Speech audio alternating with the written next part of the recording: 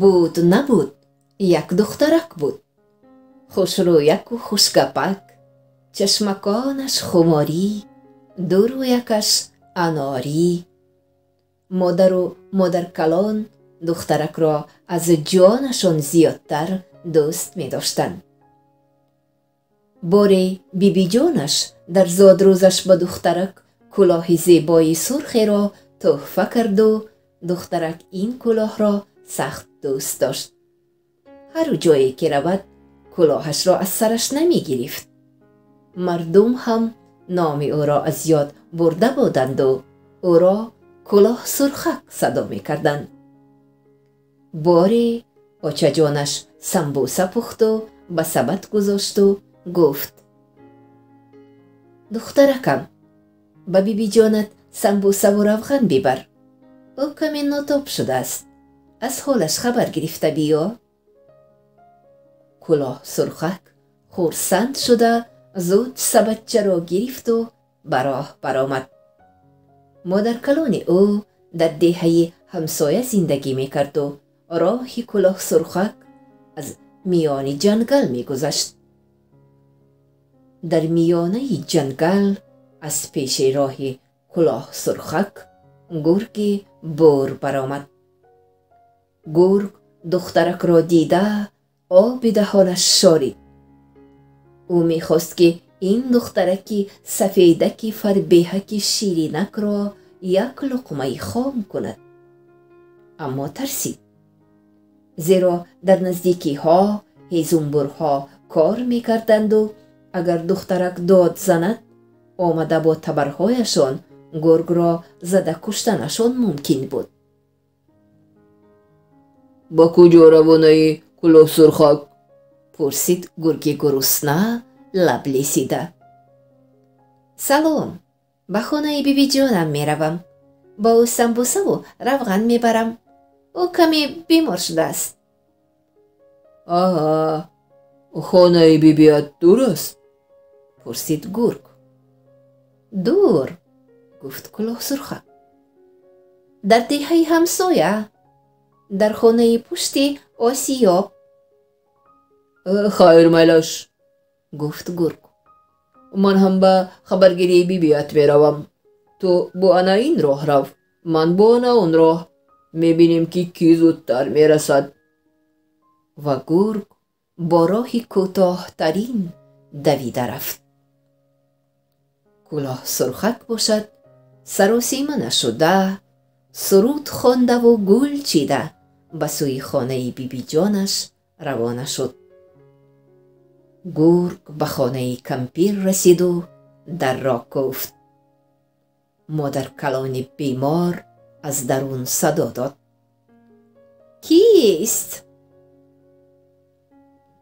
این من، بیبی جان، کلاه سرخک، شما را دیدنی آمدم. سمبوسه و روغن آوردم، گفت آوازش را دیگر کرده گرگ.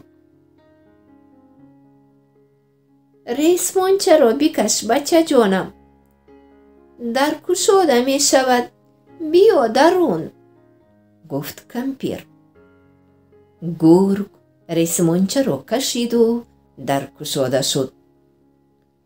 گرگ به خانه کمپیر در آمد و با او در افتاد و او را فرو برد. گرگ به بستری کمپیر در آمده خوابید و منتظر کلاه سرخک نشست. در همین لحظه کلاه سرخک هم به خانه بیبیش رسید و در را کوفت. کیست؟ صدا کرد گرگ. آوازش را به آواز کمپیر مانند کرده. کلاه سرخک حیران شد، چرا آواز بیبی جانش تغییر یافته باشد؟ ولی فکر کرد که شاید بیماری با آواز کمپیر تأثیر کرده باشد. این من، بیبی جان، کلاه سرخک، شما را دیدنی آمدم. سمبوسه و روغن آوردم. ریسمانچه را بکش بچه جان، در گشاده می شود. دخترک رئیس مونچه را کشید و در را گشاد. او به خانه درآمد. گرگ در زیر کورپه پنهان شد و گفت: سمبوسه را بر روی دسترخوان گذار و بیا و پیش من خواب کن. مانده شدگیستی. کلاه سرخک به نزد بستر آمد و چشمش به دستهای پشمین و دغل گرگ افتاد و حیران شد. ای بیبی جان، چرا دستهایت چنین کلان؟ برای آن که تو را محکم به آغوش بگیرم، گفت گرگ. چشم دخترک به گوشهای کمپیر افتاد. ای بیبی جان، چرا گوشهایتان چنان کلان؟ این برای آن که سخنهای تو را خوب در بشنوم. بیبی جان، چرا چشمهایتان چنین کلان؟ پرسید کلاه سرخک. برای آن که تو را خوب در ببینم. گرگ عصبی شد. سوال و جواب دخترک به او نفارید. بیبی جان، چرا دندانهایتان چنین کلان؟ برای آن که تو را زودتر بخورم، داد زد گرگ و به کلاه سرخک در افتاد و او را فرو برد. در همین لحظه از کوچه مردان هیزمبور می گذشتند و آواز بلند گرگ و دخترک را شنیده به خانه کمپیر در آمدند. آنها گرگ را دیده با تبرهایشان به او در افتادند و شکمش را پاره کردند. از شکم گرگ کلاه سرخک و بیبی جانش صحت و سلامت بر آمدند و همدیگر را به آغوش گرفتند.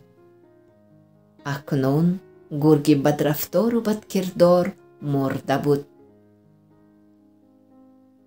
کلاه سرخک و بیبی جانش باشد صحت و سلامت و خوشبخت و خرسند.